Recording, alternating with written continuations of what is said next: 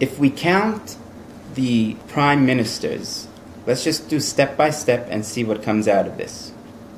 First of all, there are 12 tribes, okay? 12 offerings that were brought by the 12 tribes. From 1948, from the beginning of the state, how many prime ministers were there? Okay, right now, on this date and calendar day, Netanyahu is in office. How many were there from the beginning? Now, who was the first prime minister? You should know that by the airport. Right, Ben Gurion. Okay, obviously it seems, if I'm going to say 12, it seems too little, because from 1948 until now, it's been a long time. It can't just be that there were 12 terms. But we look at it this way. Whoever had 2 terms is counted as one person. So it could now take us down to a smaller number. So it happens like this. You can look them up. It's in encyclopedias and things.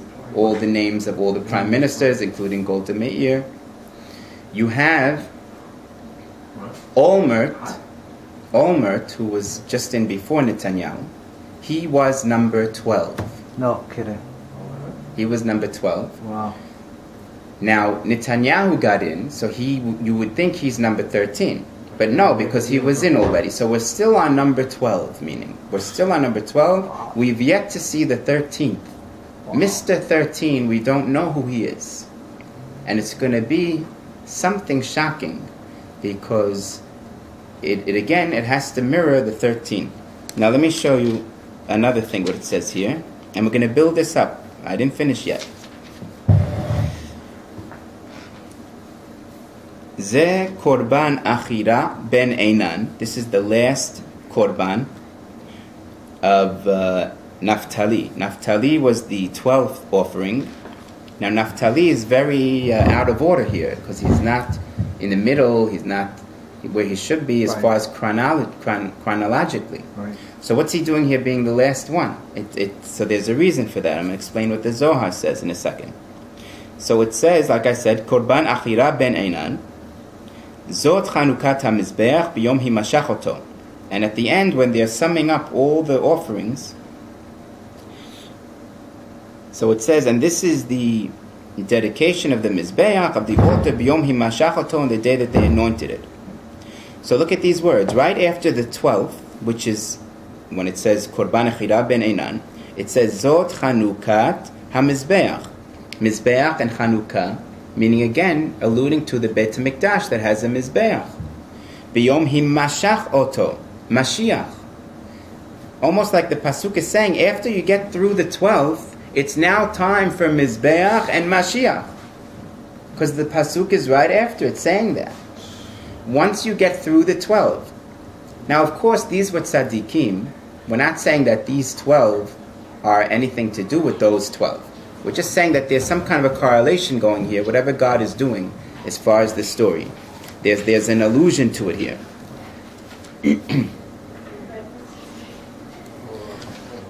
Now, what does it mean, Achira ben Einan? Achira means something.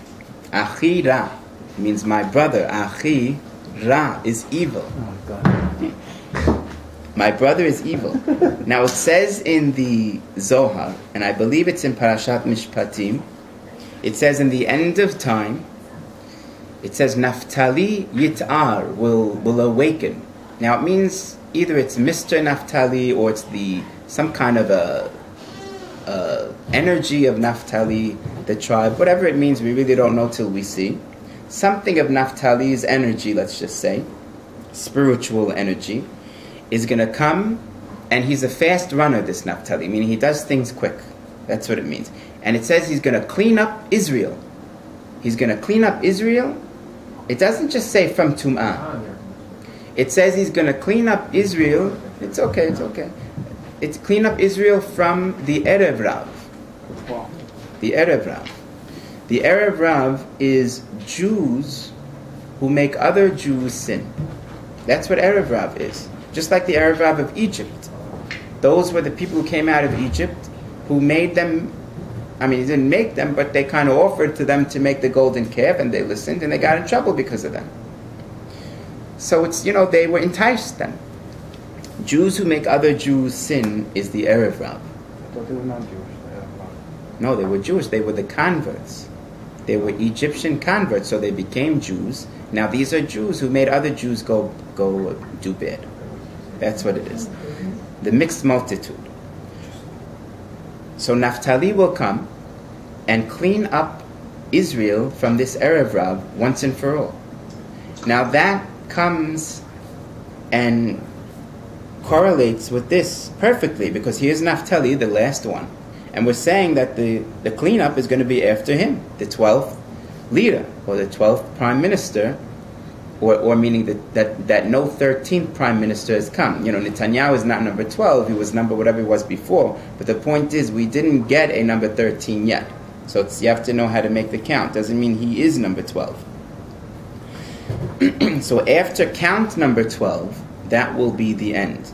So who knows what's supposed to happen? I mean, something might happen and we'll see who's number 13. It's interesting just to think the possibilities. It could be that somehow the religious get in and they take over Israel. And, some tzaddik becomes a prime minister and there you have it. Maybe he's Mashiach, maybe not. That's one scenario. It could be that if the government does change over, it's got to change over one day. Maybe it's today. If it does change over and some real religious rabbi gets his foot in there and becomes the one elected, like every year they're hoping, it's got to happen eventually. So he could be someone. See, the Mashiach is either going to be like on the microphone, so to speak, or behind the scenes. It's not sure how it's going to be. There's only those two options. So behind the scenes could mean there will be still a prime minister, but he answers to whoever the Mashiach is.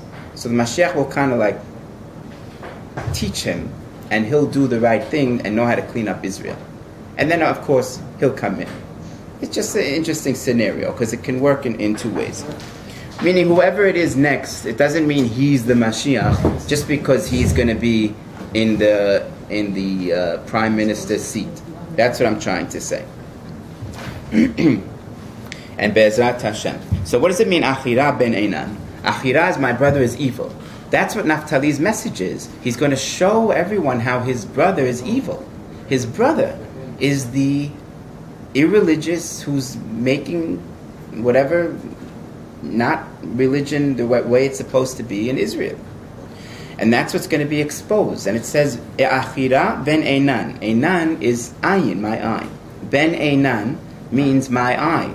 Our eyes will see Achira. Crazy. Meaning it's Achira, the message of my brother is evil, will be seen by us. It will be exposed. Welcome. Now this could be in many scenarios, obviously. Anything can happen. There's many scandals in Israel with what's going on, this and that. Not to mention, I don't want to say anything, but any one of these scandals that come out could just show the entire people, what kind of a people is this? Let's get a new crowd already.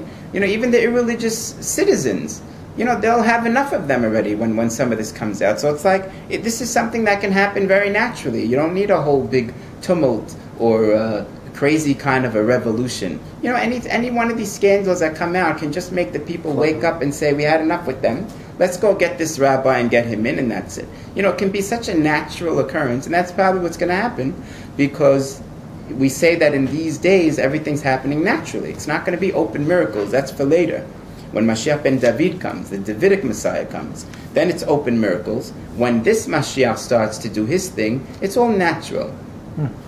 As natural as all these electronics are coming out. It's miracle, but it looks so natural.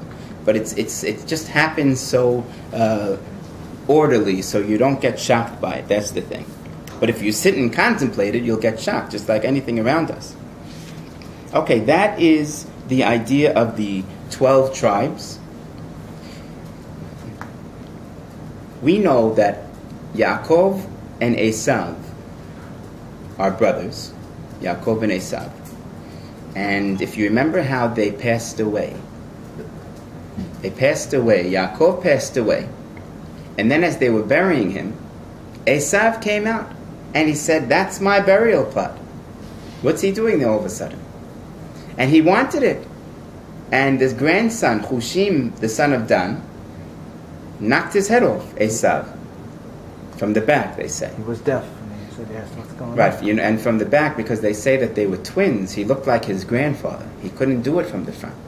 He couldn't snap off the head of a face that looked like his grandfather. So he did it from the back. Anyway, it rolled in to the cave of Machpelah, Me'arat Machpelah. So it's there. Whatever that means. Well, it's there, right? Whatever that means. There's something about Esav that's teshuvah-able, actually. There's a whole lesson about that, yeah. There's a part, and he does do a little bit of teshuvah. I mean, part is this and part that. Now, obviously, all the butchers and that destroyed us for thousands of years, there's no teshuvah, but, later on, like maybe today's time, whoever represents Esav, it's not so much killing and all that, it's just misinformed, maybe religion informed and that. So there's what to do teshuvah on. So that's later on. We'll see what goes on with that. And we'll see who the Esav people are. I'm not getting into that. I think I explained it once before, but we could do another class on that. So Yaakov and Esav died, or was buried actually, on the same day. Interesting. Just like their mother said. Their mother said in the Pasuk, I don't want to lose them both on one day.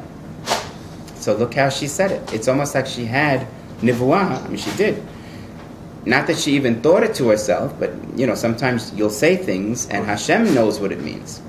Just like when Yaakov told his sons, Redu Shama, go down to there, and the numerical value of Redu is 210, and they were there for 210. Does this mean Yaakov knew that when he said it? Maybe, maybe not. I mean, we don't know. But it means Hashem knew it, and Hashem put that word in his mouth. Now, everything in the Torah, again, is for its time and global time for later. So when we just say a simple, quick story, Yaakov and Esav, they both were buried at the same time, that means big things for later on. It means later on, when they have to, so to speak, die out, they also will at the same time. And now we're going to get into some heavy material. First of all, we explained Yaakov, at least a segment of Yaakov, which is the Erev Rav.